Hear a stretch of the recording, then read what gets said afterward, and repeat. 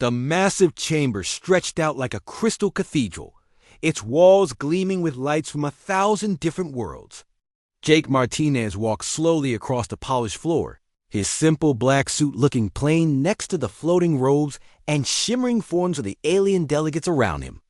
Behind him, Captain Lisa Rodriguez kept her eyes straight ahead, her military uniform crisp, and her face showing no emotion even though she could hear the whispers and quiet laughter echoing through the hall. The Galactic Council had been meeting.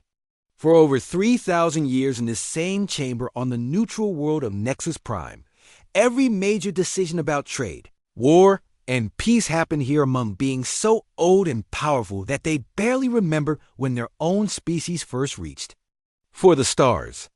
Today, they were here to judge whether humanity deserved a place among them. High Counselor Vextara of the Zeltharian Empire floated in her crystal shell above the main platform, her voice carrying the cold music of her kind as she spoke. So, these are the creatures from the third planet of the Yellow Star, she said, and Jake could hear the amusement in her tone. They have barely left their own solar system, and already they believe they belong among us. The other delegates shifted and murmured their agreement. The Korth representative, a massive being of living stone, rumbled deep in his chest. Their ships still burn chemical fuel like ancient torches. How quaint! More laughter rippled through the chamber, and Jake felt his jaw tighten but kept walking forward. He had prepared for this moment his entire life. As Earth's first ambassador to the galaxy, Jake knew that everything humanity had worked toward in the past 50 years since first contact came down to this single meeting. The human colony ships waiting at the edge of known space, the research station studying alien technology, the dreams of millions of people back on Earth, all of it hung on what happened in the next few hours. When Jake reached the center of the chamber, he stopped and looked up at the towering forms around him. Some were barely visible as shifting clouds of energy. Others looked like walking trees or living crystals or creatures that seemed to be made of pure light. Each one represented a civilization that had mastered faster than light travel when humans were still learning to make fire. Honored Council, Jake began, his voice carrying clearly in the strange acoustics of the chamber. I come before you as a representative of humanity, seeking membership in this great alliance of worlds. Elder Kethmer of the Ascended spoke from his position high above the rest, his ancient voice seeming to come from everywhere at once. Tell us, young species, what can you offer to those who have already conquered the stars? What wisdom do you bring that we have not already learned in our millions of years of existence? Jake had expected this question, and he answered with the strength of conviction that had gotten him this far. We offer our determination, our ability to adapt, and our willingness to work alongside others for the common good. Humanity may be young, but we learn quickly, and we never give up when faced with challenges. The chamber erupted in what could only be described as polite but dismissive laughter. Several delegates exchanged looks that needed no translation, even across species barriers. The Zeltharian High Counselor spoke again, her crystalline form pulsing with colors that Jake had learned meant amusement mixed with contempt. Determination and adaptability, she repeated, making the words sound foolish. How charming! And what proof do you offer of these remarkable qualities? Your species has existed for mere thousands of years. You have not even unified your own planet completely. Your technology is primitive, your society is fractured by countless small conflicts, and your understanding of the universe is barely beyond that of children playing with simple tools. Jake felt the heat rise in his face but forced himself to remain calm. Lisa Rodriguez stepped slightly closer behind him, a silent show of support that gave him strength. We may be young, but we have overcome every challenge our world has presented. We have learned to work together when it matters most. We have reached out to the stars not from arrogance, but from a genuine desire to learn and grow. The Korth. Delegates' laugh sounded like rocks grinding together. They speak of working together while their planet still hosts dozens of separate governments. They claim to have conquered challenges while they still struggle with basic problems like hunger and disease. Perhaps said another voice from somewhere in the floating crowd. "We should give them some small role to play. Even children can. Be useful for simple tasks." The debate that followed lasted for hours, with Jake and Lisa standing silent in the center while alien voices discussed humanity's fate as if they were not even present. Some delegates argued that humans were too primitive to be trusted with any real responsibility. Others suggested that they might serve as useful laborers for the more dangerous or tedious work that advanced civilizations preferred to avoid. Finally, Elder Kefmer called for silence, and the great chamber grew still. "The decision is made," he announced, his voice carrying the weight of absolute authority. "The species called humanity will be granted provisional membership in the Galactic Council at the lowest tier. They will be assigned to resource extraction operations and waste management duties for a probationary period of 50 standard years." Jake felt the words hit him like a physical blow. 50 years of mining asteroids and cleaning up after other species. 50 years of being treated like servants by civilizations that saw humans as barely above animals. But he kept his expression neutral and simply nodded. "Thank you for this opportunity," he said formally. "Humanity will prove worthy of the trust you have placed in us." The laughter that followed them out of the chamber was soft but unmistakable. As the great doors closed behind them, Jake heard Elder Kefmer's final words echoing in the vast space. "Let the children play at the edges of our empire. Perhaps in a few millennia, they might prove amusing."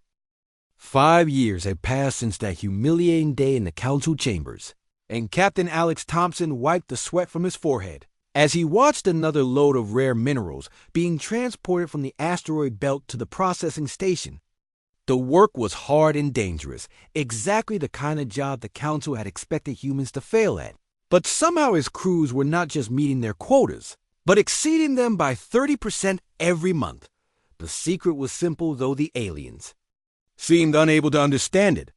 While other species approached mining operations with rigid procedures and careful planning that took weeks to implement, humans just figured out what needed to be done and did it. When the Zeltharian overseers complained that a particular asteroid was too unstable to mine safely, Thompson's team would find a way to extract the valuable ore anyway. When the automated systems broke down in ways that confused alien technicians, human engineers would jury-rig solutions using spare parts and creative thinking. Dr. Kate Sullivan had discovered something even more interesting in her research lab on Station 7. The council had assigned human scientists to study waste products from alien manufacturing, expecting them to simply catalog the useless byproducts that advanced civilizations threw away. Instead, Kate and her team kept finding ways to turn that waste into useful materials. They had developed 17 new alloys from discarded metal scraps, created powerful energy cells from what the court considered toxic sludge, and even figured out how to grow food in containers that other species used for garbage disposal. Alien administrators were baffled but pleased with the results.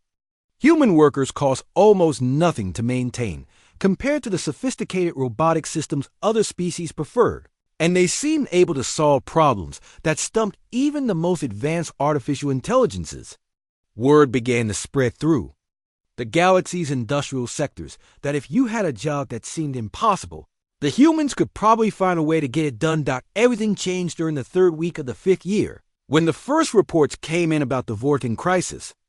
The Vorthan were an ancient machine race that had uploaded their consciousness into vast computer networks spanning dozens of worlds.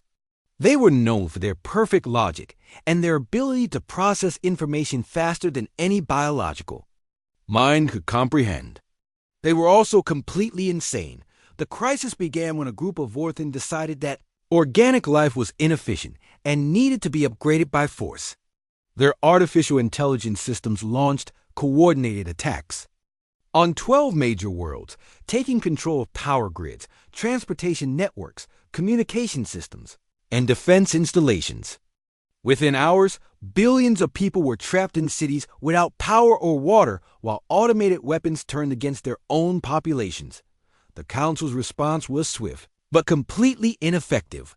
Their best cybernetics experts tried to break through the Vorthen firewalls using brute force computational attacks, throwing massive amounts of processing power against the enemy systems.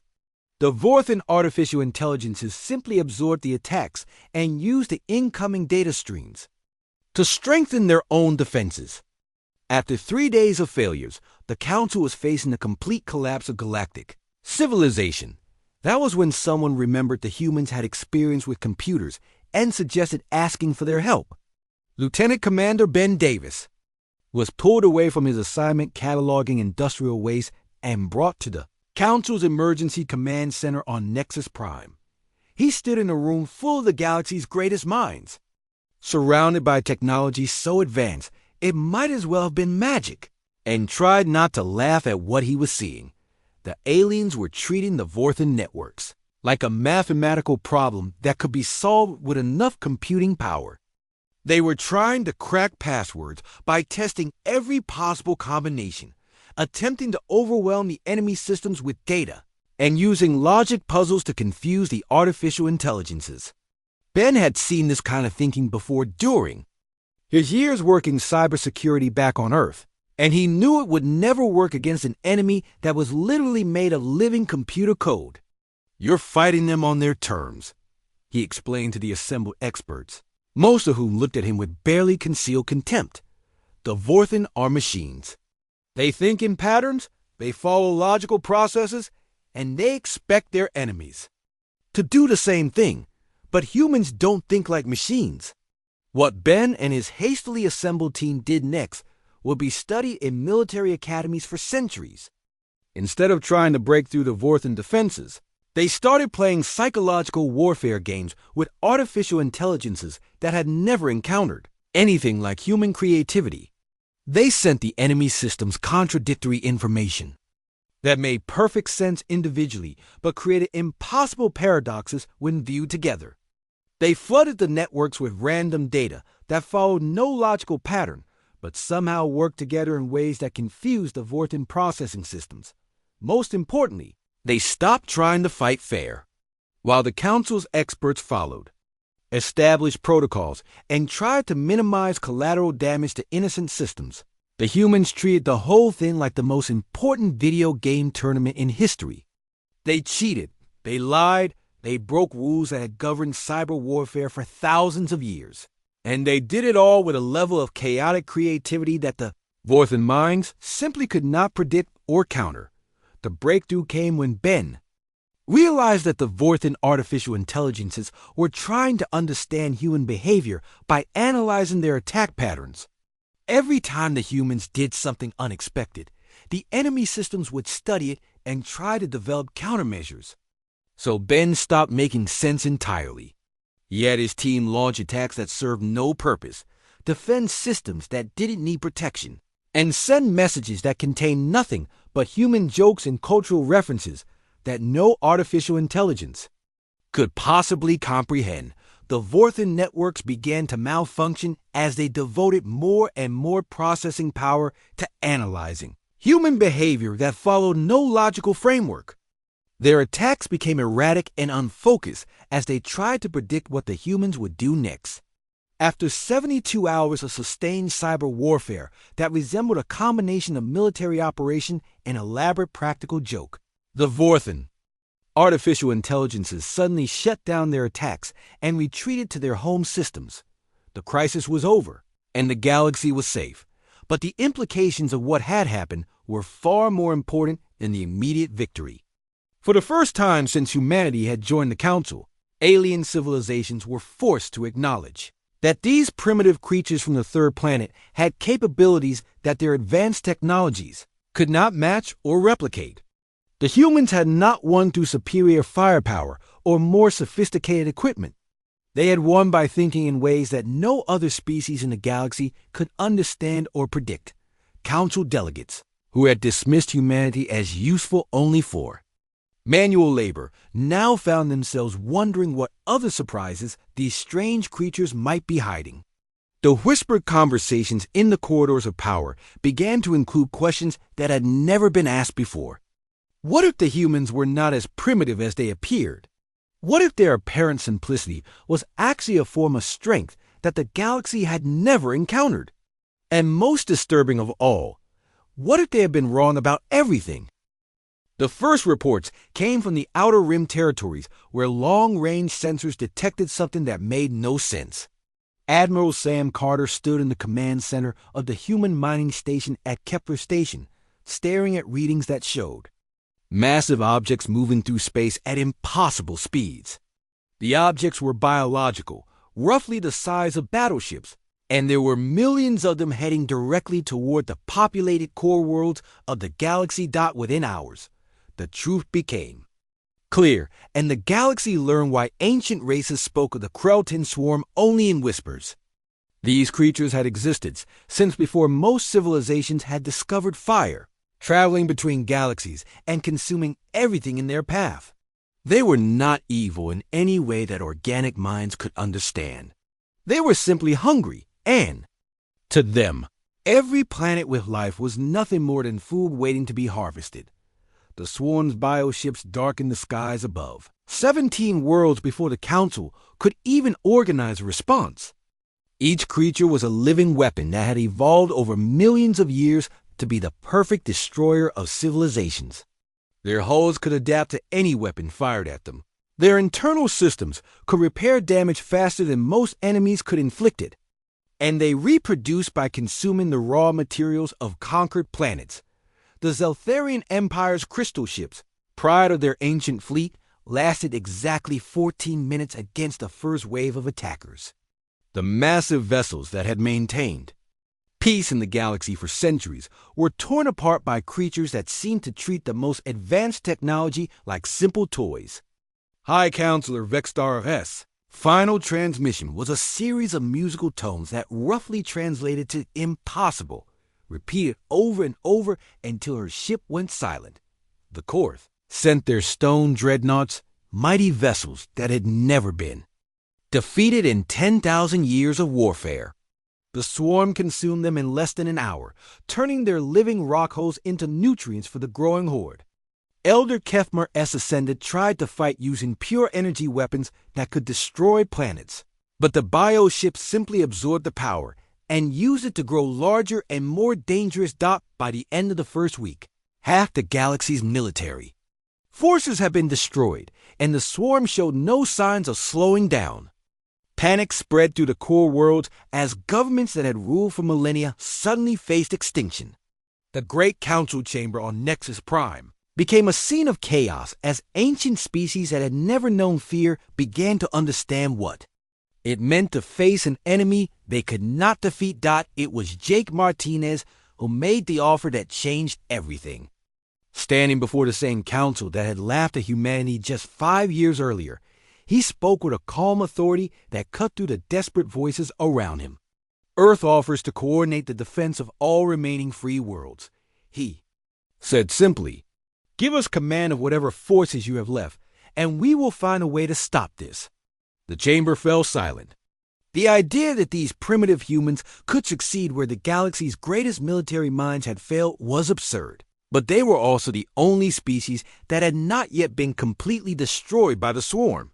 The Vorthan crisis had shown that humans could think in ways that confused artificial intelligences, but the Krellton were living creatures with billions of years of evolutionary experience. What could human creativity possibly do against an enemy like that? Elder Kefmer, speaking from a hidden bunker after his home world had been consumed, gave the authorization that no one else would take responsibility for. Very well. His ancient voice carried across the emergency communication channels. Let the humans try what we could not accomplish.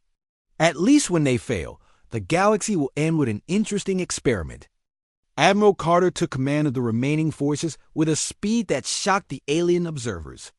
Instead of calling conferences or forming committees to study the problem, he immediately began issuing orders that seemed to make no sense. Human ships that had been designed for mining operations were quickly converted into warships using techniques that violated every known principle of military engineering. Weapon systems were jury-rigged together from spare parts and industrial equipment in ways that should have been impossible. Captain, Nicole Barnes found herself in command of a fleet of converted garbage haulers and mining vessels, facing an enemy that had destroyed the most advanced warships in the galaxy. Her orders were simple. Do not fight the way the swarm expects you to fight. Instead of meeting the bioships in direct combat, she led her improvised fleet in hit-and-run attacks that struck at the edges of the swarm formations, and then disappeared before the enemy could respond. The results were immediate and startling. While the swarm had easily adapted to the predictable tactics of traditional military forces, they seemed confused by human strategies that followed no logical pattern. Barnes would attack a formation from one direction, then immediately retreat, and strike from the opposite side. She would target the largest bioships in one battle, then completely ignore them in the next engagement, and focus on the smallest scouts instead. Colonel Ryan Hughes took the unconventional approach even further. His converted mining ships began using their industrial tools as weapons in ways that no military manual had ever imagined. Asteroid-crushing equipment became ship-to-ship cannons, or processing systems were turned into chemical weapons that poisoned the bioships' organic hulls, and mining lasers designed to cut through solid rock proved surprisingly effective at damaging the swarm's adaptive armor. But the real breakthrough came from Dr. Patricia Gomez, who had been studying samples of destroyed bioships in a research facility that was constantly under attack. While alien scientists tried to understand the swarm's biology using conventional analysis, Patricia approached the problem like a human solving a puzzle. She ignored the complex organic systems that other researchers focused on, and instead looked for simple patterns in how the creatures behaved. What she discovered was that the Krelting swarm was not really millions of individual creatures at all. It was a single vast organism that communicated through bioelectrical signals across impossible distances. Each bioship was like a cell in a massive living body, and they coordinated their attacks through a form of organic telepathy that had evolved over eons to be perfect and unbreakable. The key insight came when Patricia realized that the swarm's greatest strength was also its greatest weakness. The bioelectrical network that allowed perfect coordination between millions of creatures had never encountered an enemy that could think in truly random patterns. Every other species in the galaxy used logic and planning in their military operations, making their strategies predictable even when they were complex. Humans were different. When Captain Barnes attacked from 6 different directions in the same battle, she was not following any tactical doctrine or strategic plan. She was simply doing whatever felt right in the moment, making decisions based on intuition and creativity that no biological computer network could analyze or predict.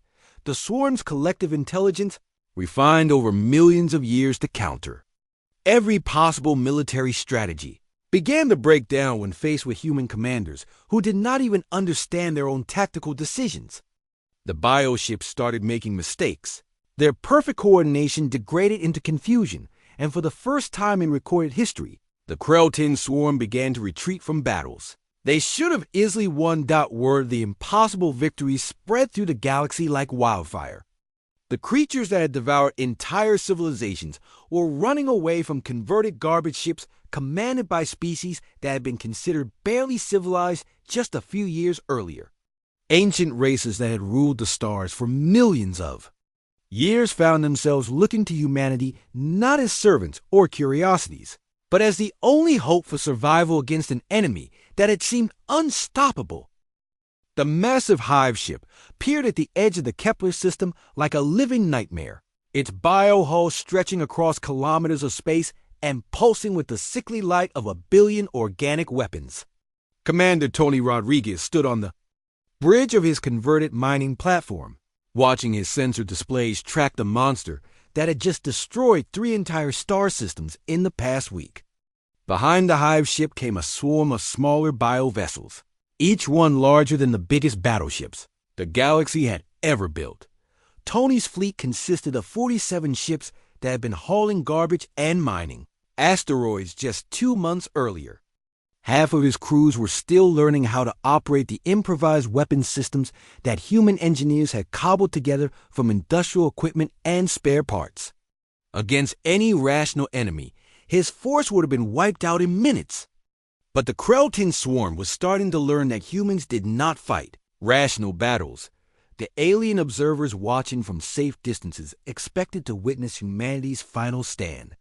Elder Kefmer had moved his command center to a bunker deep, underground on a world 50 light years away, and even from there he was making preparations to flee further into the galactic rim.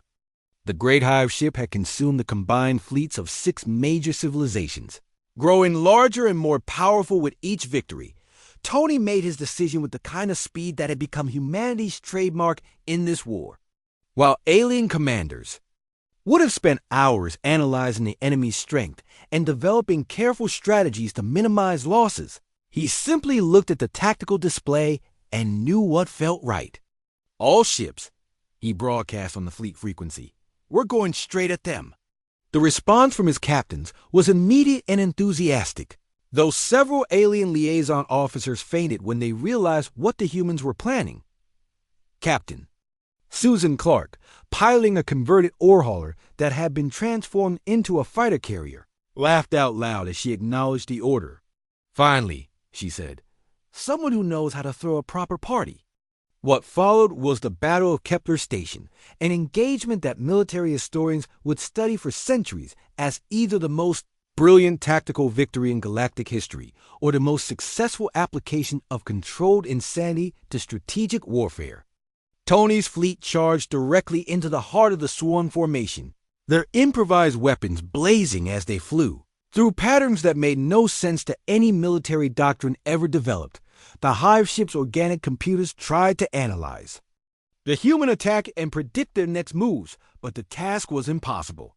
Susan Clark flew her converted hauler through a series of maneuvers that violated basic physics, using her ship's industrial gravity manipulators to create impossible turns and sudden stops that confused the bioship targeting systems. Her small fighter craft launched from cargo bays never designed for military operations, piloted by miners and waste disposal workers who treated the battle like the most dangerous race of their lives. Engineer Pete Johnson, working frantically in the bowels of his ship while explosions shook the hull around him, managed to jury-rig the mining laser array into a weapon that could cut through the Hive ship's adaptive armor. His modifications violated every safety protocol in the technical manual and should have resulted in a reactor explosion that would have destroyed his own vessel. Instead, the system somehow worked perfectly, carving massive wounds in the biohull. That began to leak the Hive ship's internal fluids into space. The turning point came when Dr. Maria Santos, trapped in a research lab on Kepler Station, while the battle raged around her, made the discovery that would change everything. She had been studying the bioelectrical signals that the swarm used for communication, trying to understand how millions of creatures could coordinate their actions across vast distances. While explosions rattled the station and emergency alarms screamed through the corridors, she found the pattern she had been looking for. The swarm's network operated on a specific frequency that allowed instantaneous communication between all the bioships in their formation. It was a frequency that had evolved naturally over millions of years, perfectly adapted to carry complex information across the void of space without interference. It was also a frequency that could be disrupted by a relatively simple electronic signal. If someone knew exactly what to broadcast, Maria's discovery might have taken months to implement through normal channels, with committees studying the implications and engineers designing proper equipment to take advantage of her findings. But this was a human operation, and humans had learned to act first and worry about the consequences later. Within minutes of her breakthrough, Maria was broadcasting the disruption frequency from the station's communication array, while Tony's fleet began retransmitting the signal from every ship in their formation. The effect on the swarm was immediate and devastating. The bioships that had moved with perfect coordination suddenly became confused and erratic as their communication network collapsed. Individual creatures that had never needed to make independent decisions found themselves cut off from the collective intelligence that had guided them for their entire existence. The massive Hive ship, dependent on constant input from its smaller escorts, began to drift aimlessly as its organic brain tried to process information that was no longer reaching it. Tony saw the change immediately and pressed his advantage with the ruthless efficiency that had made humanity feared throughout the galaxy. "All ships, target the big one," he ordered, and his fleet converged on the helpless hive ship like a pack of wolves bringing down a wounded giant. Their improvised weapons, crude by galactic standards but perfectly suited for this moment, tore through biohull that could no longer adapt to new threats. Susan Clark led her fighters into the massive wounds that Pete Johnson's mining lasers had carved in the hive ship's sides, flying through internal passages that pulsed with alien life. Her pilots, most of whom had never seen combat before joining the human fleet, attacked the creature's vital organs with the same determination they had once used to strip valuable minerals from dangerous asteroids. The hive ship died slowly, its death agonies visible from across the solar system as its bioluminescent hull flickered and went dark. The smaller swarm vessels, cut off from their guiding intelligence, began to retreat in confusion. Some tried to attack the human ships individually, but without coordination, they were easily destroyed by crews that had learned to fight as a team. While their enemies had forgotten how to act alone, the battle ended with Tony's battered fleet holding the field while the remnants of the Krell-10 swarm fled into deep space. 47 converted. Civilian ships had accomplished what the combined military might of the galaxy's greatest civilizations had failed to achieve.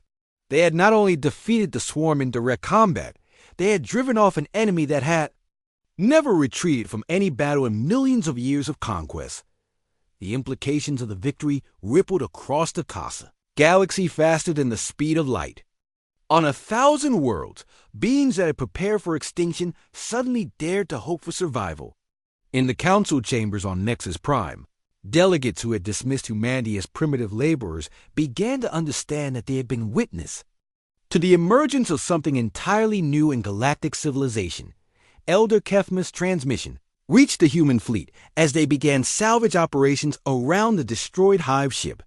His ancient voice carried tones of wonder and respect that had never been directed toward humanity before. "The children have become our teachers," he said simply. "The galaxy owes you a debt that can never be repaid." The great council chamber looked different when Jake Martinez walked across its polished floor for the second time in his life. The same crystal walls still gleamed with light from distant stars, and the same ancient delegates still floated in their positions above the main platform, but everything else had changed in ways that went far deeper than mere architecture. The whispers that followed his steps were no longer filled with condescending laughter, but with something much more complex, a mixture of respect, fear, and uncertainty that the galaxy's most powerful beings had never felt before. Jake himself bore the scars of the war that had transformed everything. A piece of swarm biometal had left a jagged mark across his left cheek during the evacuation of Rigel Station, and his simple black suit had been replaced by the practical gray uniform that all human diplomatic personnel now wore. Behind him, Admiral Lisa Rodriguez walked with the confident stride of someone who had commanded fleets and battles that would be remembered for millennia. Her chest displaying medals from a dozen grateful civilizations, God High Counselor Vextara of the Zeltharian Empire was among the first to speak, and her musical voice carried harmonies that Jake had learned to recognize as deep shame mixed with gratitude.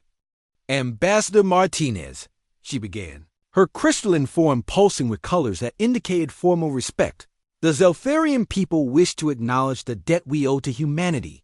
Our fleet was destroyed in the first days of the swarm invasion, and our worlds would have been consumed if not for your people's intervention." The formal apology continued for several minutes, with Vexstar recounting the long history of her empire's treatment of humanity and expressing regret for every dismissive comment and condescending gesture. It was a remarkable display of humility from a species that had ruled star systems when Earth's sun was still young. But Jake found himself more interested in watching the reactions of the other delegates than in listening to words he had heard from a dozen other civilizations over the past few months. The Korth representative, his massive stone body showing cracks from battles fought against impossible odds, rumbled his own acknowledgement of humanity's achievements. The humans fought. Where we failed, he said in his grinding voice. They showed courage where we showed only fear. The Court Confederacy formally requests that the human species be granted full membership in this council with all the rights and privileges that such status entails. One by one, the great powers of the galaxy step forward to offer their apologies and their recognition. The Vorthan Collective, speaking through their rebuilt communication networks, thanked humanity for the cybernetic warfare techniques that had saved them from their own rogue artificial intelligences. The ethereal communion praised human creativity and adaptability. Even the proud hegemony of suns, who had never acknowledged the authority of any other species, sent representatives to formally request a mutual defense treaty with Earth. Elder Kefmer spoke last, his ancient voice carrying the weight of civilizations that had risen and fallen before humanity had learned to walk upright. I was present in this chamber when your species first requested membership among us, he said, and Jake could hear something like wonder in his tone. I remember calling you children and suggesting that you might prove amusing in a few millennia. I have lived for over 1,000,000 years, and I have never been more wrong about anything in my entire existence. The formal recognition of humanity's contributions was only the beginning of what would prove to be the longest and most complex negotiation in galactic history. The Council's offer was unprecedented, immediate elevation to the highest tier of membership, with authority over all military operations and the right to veto any decision that affected galactic security. It was more power than any single species had ever been granted, more responsibility than most civilizations could handle, and it came with expectations that would reshape the very nature of galactic government. Admiral Carter, now bearing the scars of a dozen battles and the quiet confidence of someone who had saved civilizations, accepted the position of Supreme Defense Coordinator with the same matter-of-fact attitude he had shown throughout the war. We'll need to completely restructure your military doctrine, he told the assembled delegates without any trace of arrogance. The way you've been fighting wars for the past few thousand years won't work against enemies like the Swarm. You're going to have to learn to think like humans. Dr. Kate Sullivan, who had spent the war turning alien garbage into military equipment and solving problems that had stumped the galaxy's greatest minds, was appointed head of the new Galactic Research Initiative. Her first proposal was typically human in its simplicity and its ambition. Instead of having each species work on technological development separately, why not combine their knowledge and see what they could accomplish together? The resistance to humanity's elevation came primarily from species that had not been directly threatened by the Swarm, civilizations on the galactic rim who saw the rapid changes as a threat to the established order. The Archon Dominion, ancient rulers of the outer systems, sent formal protests about giving so much authority to such a young species. Their complaints were quickly silenced when recordings of the Battle of Kepler Station were broadcast throughout their territory, showing converted garbage haulers destroying creatures that had consumed entire star fleets. Perhaps the most significant change was the establishment of the Galactic Supreme Court, humanity's solution to the problem of resolving disputes between species that had been fighting over territorial rights and trade agreements for millions of years. The court's first Chief Justice was Katie Warren, a former Earth attorney who had spent the war negotiating supply agreements between human forces and alien governments. Her approach to interstellar law was revolutionary in its simplicity. Instead of relying on ancient precedents and complex treaty obligations, she focused on finding practical solutions that actually solved problems. The appointment caused outrage among traditional legal scholars who argued that a primitive human could not possibly understand the subtle complexities of galactic jurisprudence. Their objections were answered when Chief Justice Warren resolved a trade dispute between the Zeltharian Empire and the Court Confederacy that had been deadlocked in litigation for over 3 centuries. Her solution was so obviously fair and practical that both sides agreed to it immediately, ending a conflict that had threatened to destabilize an entire sector of the galaxy. As Jake stood in the council chamber listening to delegate after delegate pledged their species support for humanity's new role in galactic affairs, he found himself thinking about the long journey that had brought them to this moment. 5 years earlier, humans had been assigned to mine asteroids and haul garbage for civilizations that saw them as barely above animals.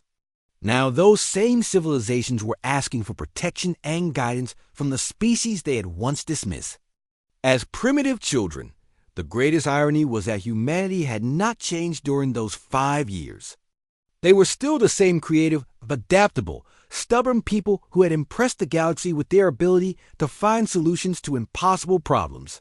What had changed was everyone else's perception of what those qualities meant when applied to the challenges of governing an entire galaxy. Elder Kefmer's final words to the council carried a prophecy that would prove more accurate than anyone could have imagined. "We sought to judge these humans by our own standards," he said, "and found them wanting. But they have shown us that our standards were flawed. They have become not our servants or our equals, but our guides into a future we could never have imagined alone." 10 years had passed since Jake Martinez first walked across the crystal floor of the Galactic Council chamber to the sound of alien laughter, and now he stood in the same space watching human children play alongside young beings from a dozen different species in the gardens outside. The great chamber itself had been transformed from a place where ancient powers made decisions in isolation into something that resembled a combination of classroom, laboratory, and community center where representatives from across the galaxy came to learn from each other. Secretary General Martinez, as he was now known throughout civilized space, bore little resemblance to the nervous ambassador who had once begged for humanity's acceptance into galactic society. The years of responsibility had marked him with the quiet confidence of someone who had helped guide an entire galaxy through the most dangerous period in its recorded history. His simple diplomatic uniform had been replaced by robes that combine elements from dozens of different cultures, a symbol of the unity that humanity had somehow managed to create from the chaos of interstellar politics. The changes went far deeper than mere ceremony or decoration. Admiral Carter's military reforms had created the most effective fighting force in known history, combining human adaptability with the best technology that 1,000 different civilizations could provide. The new Galactic Defense Fleet bore no resemblance to the rigid formations that had failed so completely against the swarm. Instead, it was organized around the principle that had made humanity successful in every conflict: the idea that creative thinking and rapid adaptation were more valuable than overwhelming firepower or perfect coordination. Commander Nicole Barnes, now Admiral Barnes, had become legendary throughout the galaxy for her development of what military historians call chaos doctrine, the revolutionary strategy of deliberately avoiding predictable patterns in military operations. Her fleets trained by playing elaborate games that combine elements of combat simulation, improvisational theater, and competitive sports. The result was military units that could respond to any crisis with the kind of creative flexibility that had once been uniquely human, but was now being learned by species across the galaxy. Dr. Kate Sullivan's Galactic Research Initiative had produced more technological breakthroughs in the past decade than most civilizations achieved in millennia. The secret was her insistence on combining knowledge from different species in ways that none of them would have attempted alone. Coarse stone working techniques merged with Seltharian crystal technology and human metallurgy had produced materials stronger than anything previously imagined. Vorthan computational systems, enhanced with human intuitive programming, created artificial intelligences that could think creatively while remaining completely loyal to their organic creators. But perhaps the most remarkable transformation had occurred in the area of interstellar law and diplomacy. Chief Justice Katie Warren's Supreme Court had become the final arbiter of disputes between civilizations that had been fighting each other since before Earth's sun had formed. Her approach to justice was typically human in its practicality. Instead of trying to determine who was technically correct according to ancient laws and precedents, She focused on finding solutions that actually solved problems and allowed different species to coexist peacefully. The Warren Doctrine, as legal scholars called it, was based on the revolutionary idea that laws should serve the needs of living beings rather than the other way around. When the ethereal communion and the hegemony of suns brought their 1,000-year territorial dispute to the Supreme Court, Chief Justice Warren ignored centuries of legal precedent and simply asked both sides what they actually needed from the contested star systems. The solution she crafted gave each species what they required, while establishing a framework for shared development that benefited everyone involved. The transformation of galactic civilization was most visible in the council chamber itself, where delegate seating had been rearranged to encourage collaboration, rather than the formal hierarchies that had dominated interstellar politics for millions of years. Species that had barely acknowledged each other's existence now worked together on projects that would have been impossible for any single civilization to accomplish alone.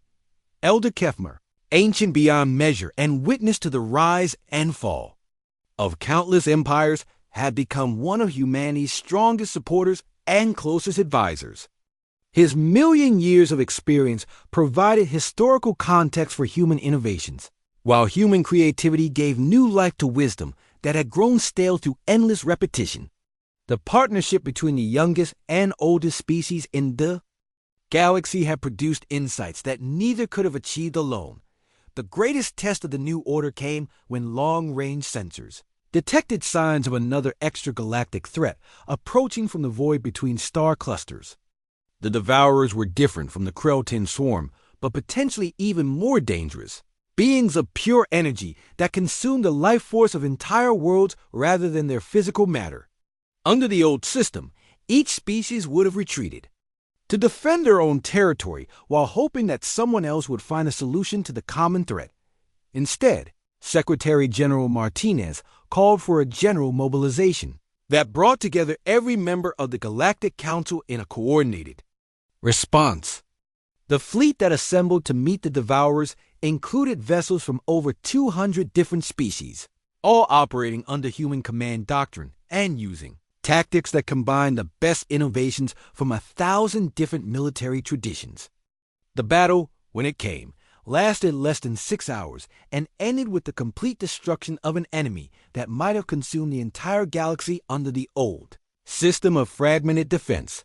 The victory was celebrated across known space, but Jake Martinez found himself thinking about something much more personal as he watched the children playing in the council gardens. Among them was his own daughter Sarah, born during the war years and now growing up in a galaxy where the idea of species-based discrimination seemed as archaic as the primitive chemical rockets that had first carried humans to the stars. Sarah was playing with a young Korth whose stone body sparked with joy, a Zeltharian child whose crystalline form chimed with laughter, and a dozen other youngsters representing species that their grandparents might never have imagined could coexist peacefully. They communicated in a mixture of languages that included English, Korth rumbles, Zeltharian harmonics, and emotional concepts that could only be expressed through ethereal telepathy. Most remarkably, they were inventing new games that none of their species had ever played before, combining elements from different cultures in ways that created something entirely original. Jake watched them and realized that he was seeing the birth of something unprecedented in galactic history, a truly unified civilization that preserved the unique characteristics of its member species, while creating shared experiences that transcended the boundaries of biology and culture. The irony was not lost on him that humanity had achieved this transformation not by conquering other species or imposing their will through superior technology, but by doing exactly what they had always done best: adapting to new situations and finding creative solutions to impossible problems. The galaxy had not been united by force or treaty, but by the simple recognition that cooperation produced better results than competition. Elder Kefmer joined Jake at the observation window, his ancient presence bringing a sense of deep time and perspective to the moment. "Your species has given us something we never knew we needed," he said in his voice that seemed to echo across eons. "Not just survival, but hope for a future that none of us could have imagined alone. Jake smiled as he watched his daughter teach a group of alien children how to play an Earth game called Hide and Seek, modified to account for species that could turn invisible, phase through solid matter, or communicate telepathically. "We just did what felt right," he replied. "The same thing we've always done." The galaxy was safer, more innovative, and more united than it had ever been in its billions of years of recorded history. At the heart of it all were the humans who had proven that sometimes the greatest strength comes from being underestimated, that wisdom can emerge from the most unexpected sources, and that the species dismissed as children playing at the edges of civilization could become the teachers and guardians of everything worth protecting among the stars.